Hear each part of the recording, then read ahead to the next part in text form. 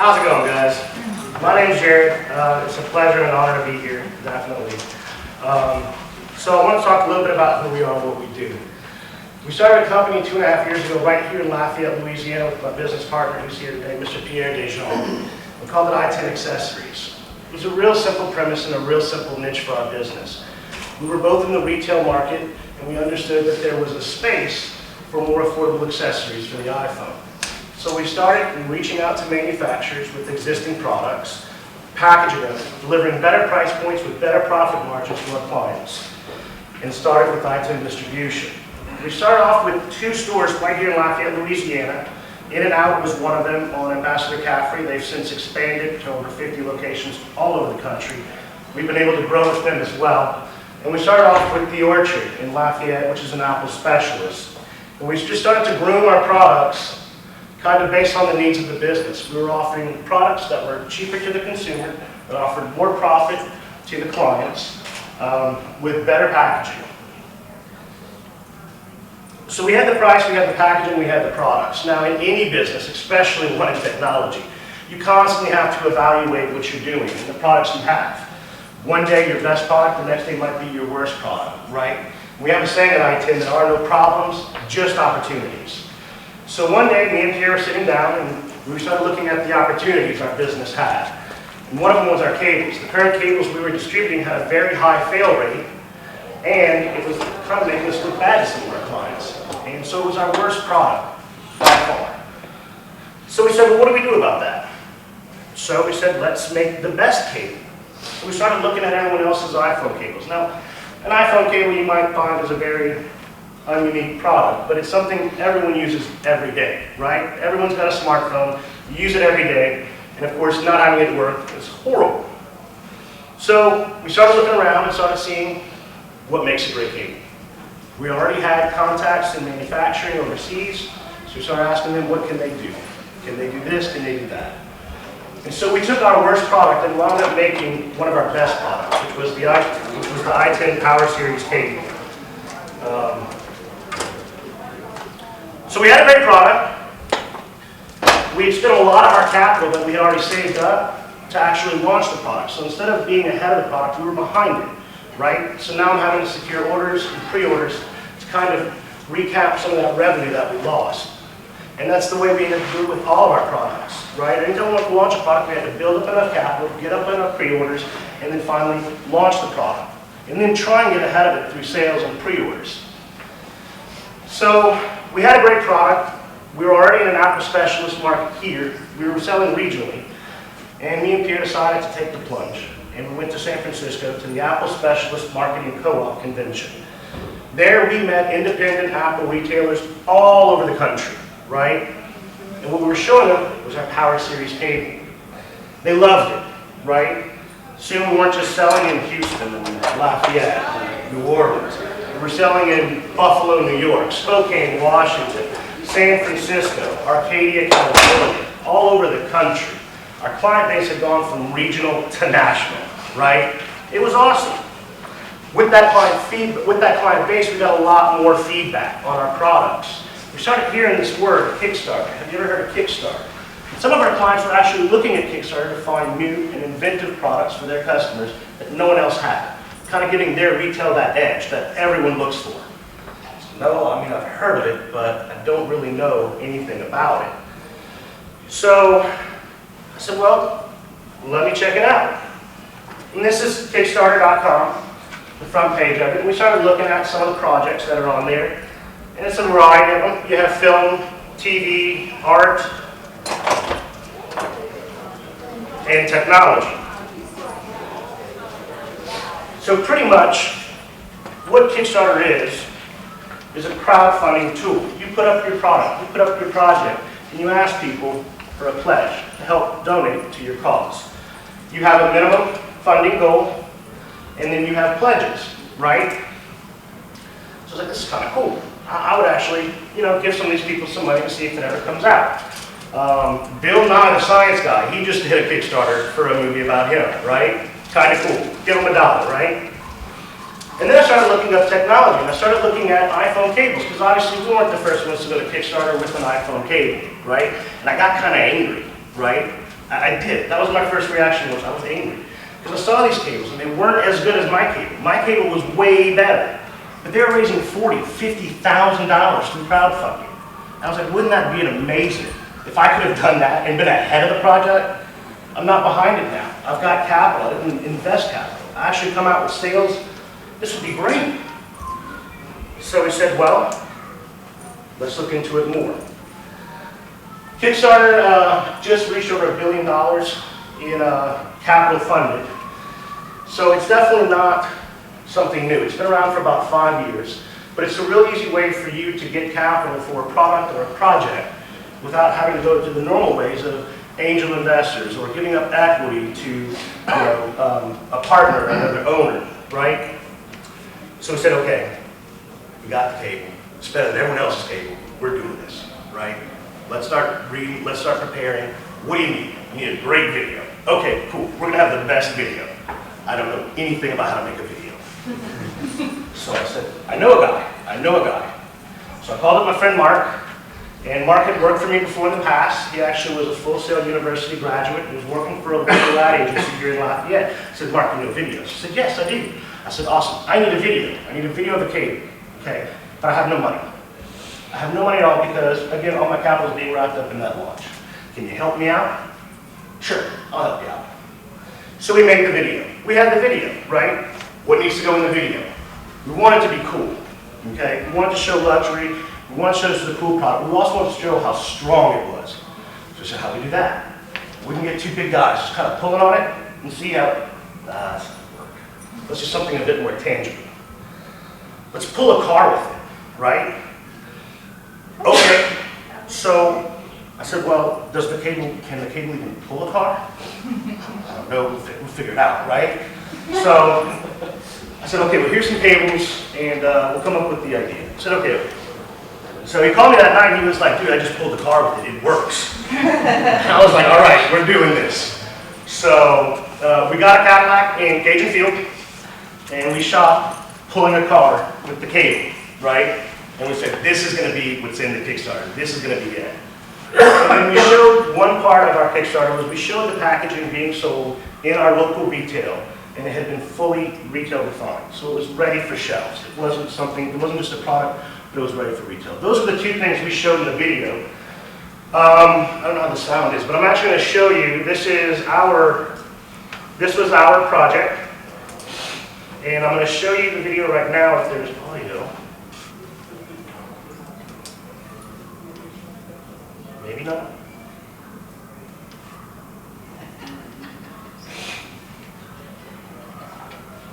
So there's no audio. My apologies.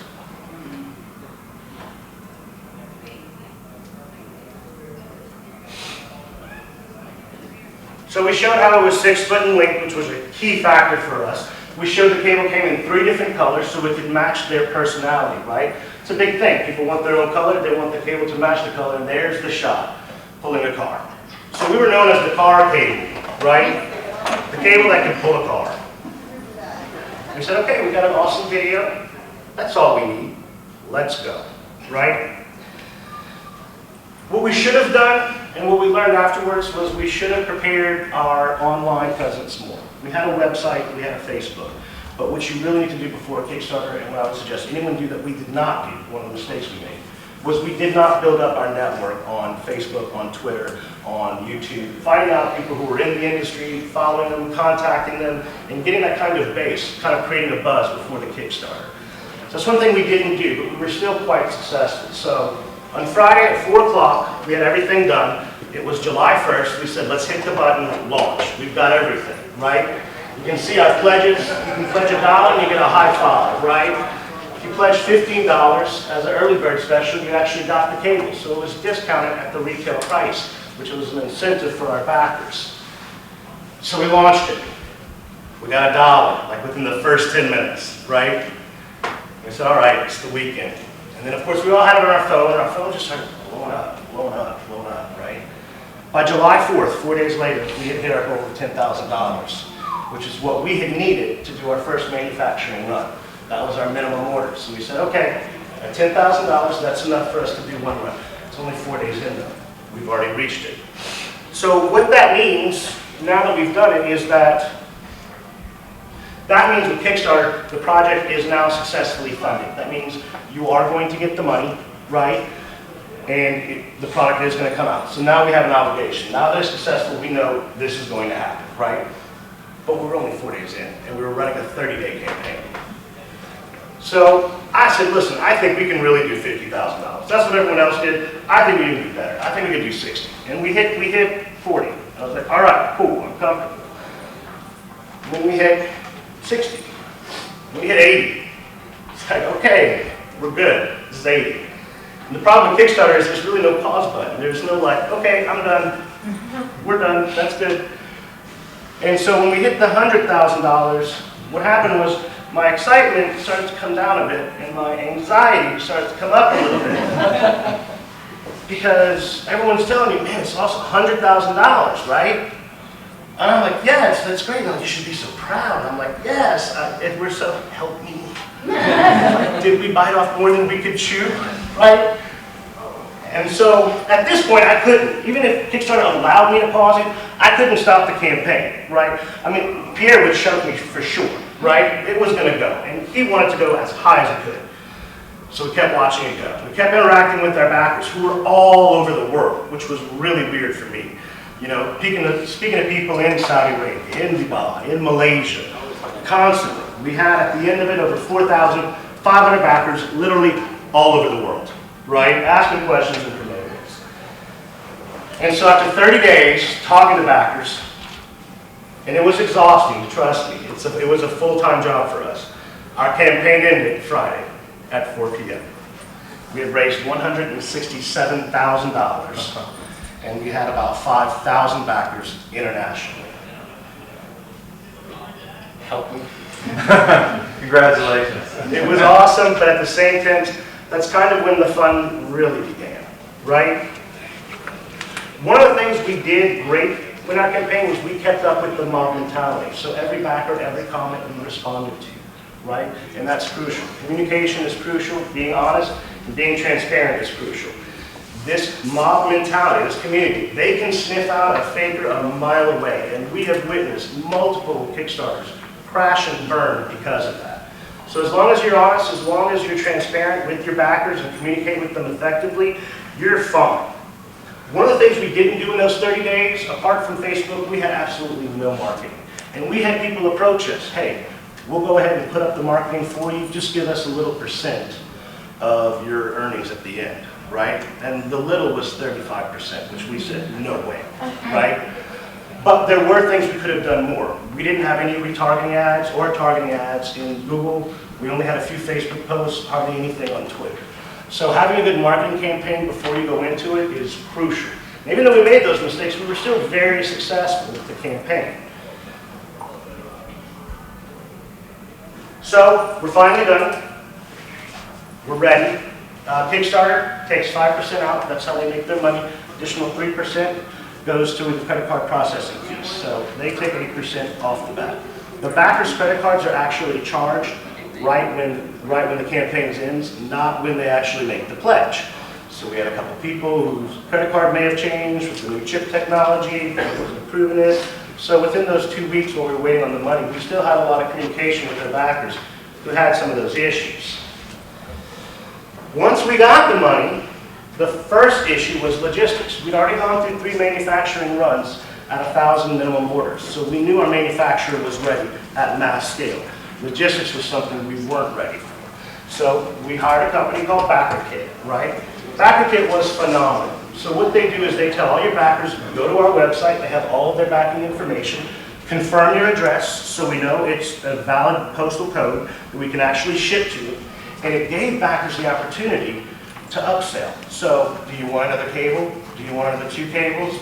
Do you want a t-shirt, right? So it allowed in the sales flow after Kickstarter ended for people to add to their existing order. We raised another $15,000 in 2 weeks just off of the upsells through BackerKit, right? So after we were done with that, we were ready to go to our manufacturer and place our order.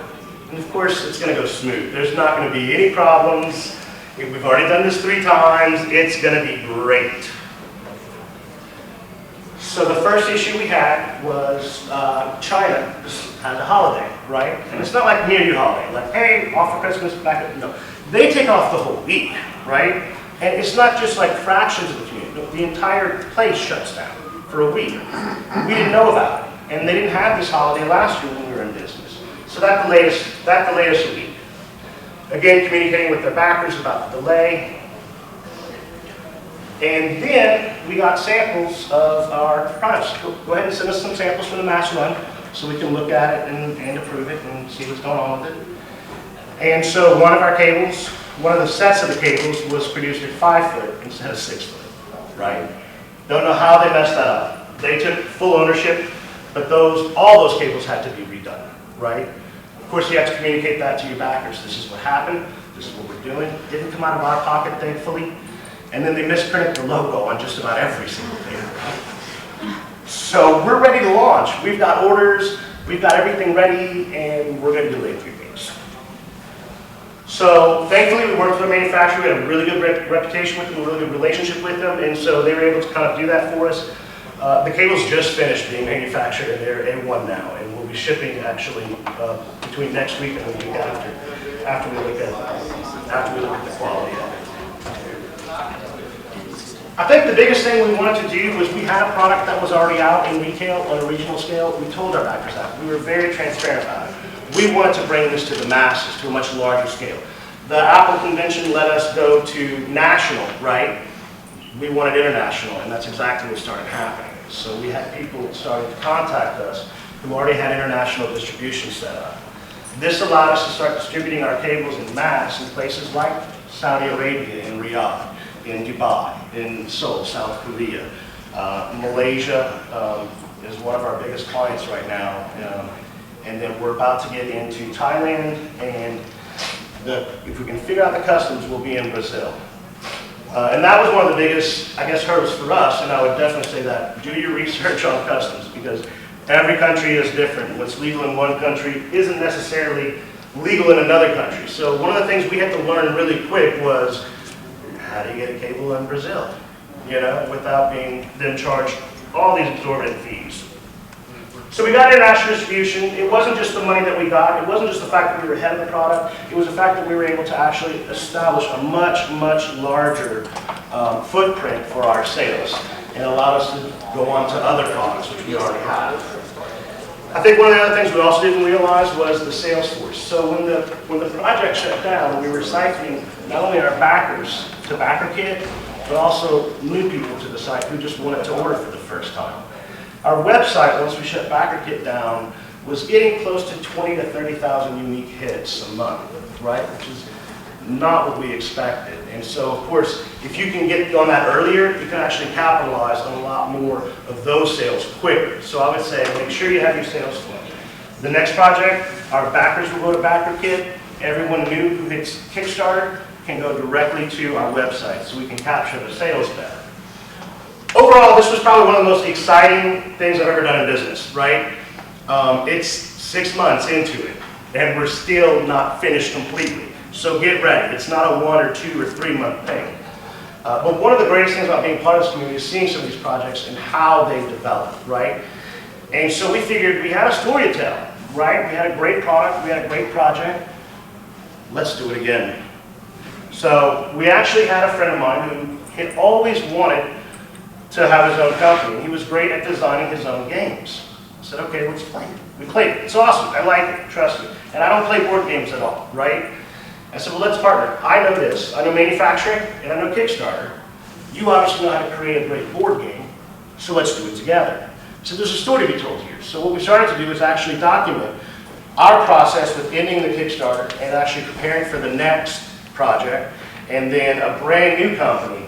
And so we started documenting these pieces. Actually, we have some guys here right now that want to put this as part of the documentary, as part of that process.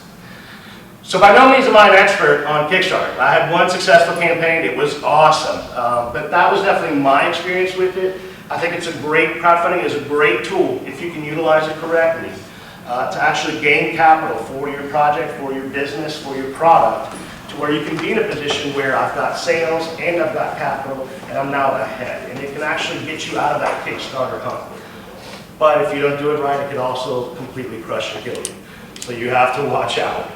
And I'm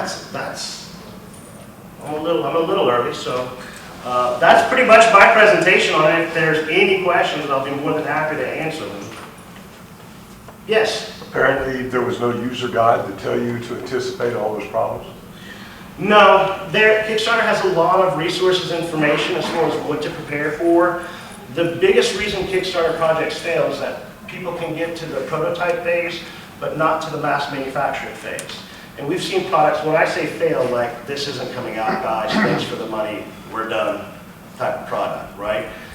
Thankfully, because we had worked with our manufacturer, because we didn't only go through the prototype, we went through 3 separate minimum order mass production runs. So we had a good relationship with them.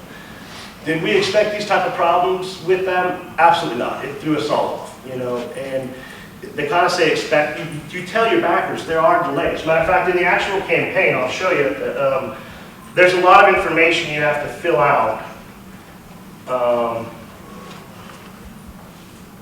But one of the biggest things is risk and challenges, right? You're asking people to donate money to a product that you do have to have a working prototype, so you do have to go through the prototype phase and have a working prototype. But at the end of the day, there are issues that can happen in manufacturing. Now, we had covered ourselves. We had crossed all of our T's, we had dotted all of our I's. So when these problems arise, the burden wasn't incurred upon us. So money didn't have to come out of our pocket. We had an agreement. You didn't make the product we wanted to. It's your burden, and they actually had to pay to have all the cables redone. It did put us behind where we didn't want to be, but again, we communicated that with the backers. We didn't just say it, we showed it. So we showed them pictures of the logos, we showed them pictures of the 5-foot versus 6-foot. 99% of them were, thank you, we'd rather a great product, we'll wait. 1%, which you're gonna have, there's a few bad eggs in every product. We're like, just send me the cable, I don't care about the link, I don't care about this. And we had to make a decision because it was a whole or nothing thing.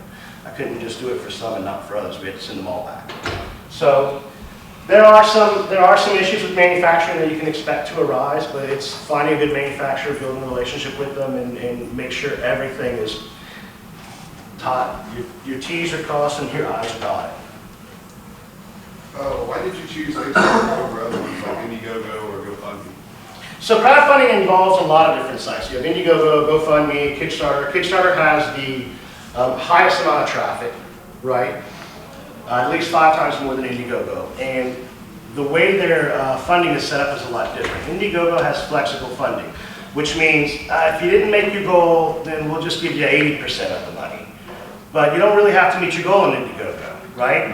And then if you met your goal, but your product didn't come out, then just fill this form out for your backers. And so Indiegogo was a lot more loose, right, for some campaigns. Kickstarter was more strict, which was good for us because that instilled confidence into our backers. We were $1 short, it was not getting funded, right? And Kickstarter does push for when products are done to be either, it needs to come out or you need to refund the people, right? So it had a much stringent process, which we liked because that gave our backers a little bit more security, you know? And so you kind of have to research what your product is, what your project is. You know, we have some film projects that do great on Indiegogo versus Kickstarter. But again, the project is not just about the pitch video, but having that tangible asset, right? So, and I'll give you a great idea, you've got to be creative. So suppose you're making a movie, and we've seen some people on Kickstarter do it. And they're like, well, if you donate this much, we'll make you an extra in the movie, or we'll give you production credits. We've seen game developers, right, say, well, you know, the higher tier backers will actually create a character in your likeness and put your name in the credits. So no matter what the product or project is, at the end of the day, the backers do want something tangible, so you have to figure out what that is. We were fortunate enough to where our project was a product, so we automatically had something tangible. But with other projects, even if it's just a film, even if it's a music, we had one guy, he got successfully funded on Kickstarter because he just wanted to make a webinar for people to learn how to code in Swift, right? And so he had some tangible assets as far as what you could download for media, special access, and then of course credits in the webinar and the book that will later come out. So it all depends. You have to look at the different forms, whether it's Indiegogo or whether it's Kickstarter, and see exactly what works best for your product or project. Yes.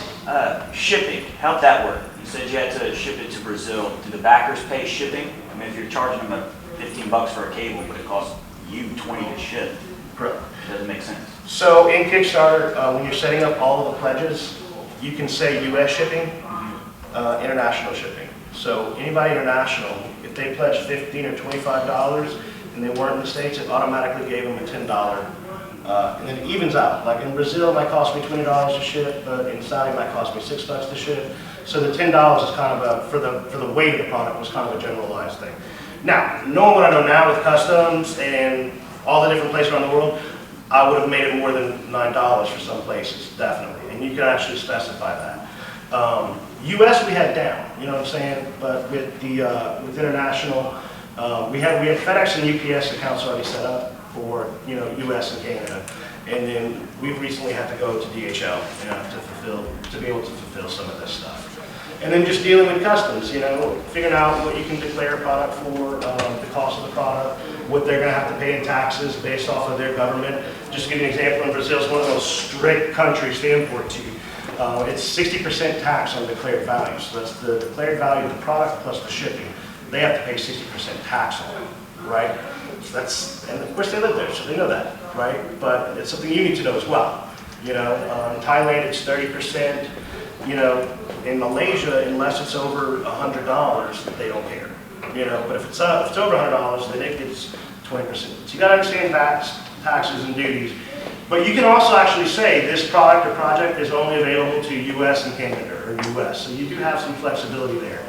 But shipping and customs was one of the biggest things we had to learn throughout this campaign, definitely.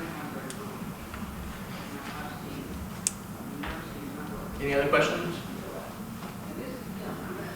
I'll be available today, so we'll be around. If y'all have any questions, just let me know. Thank y'all so much for coming. It was definitely a pleasure.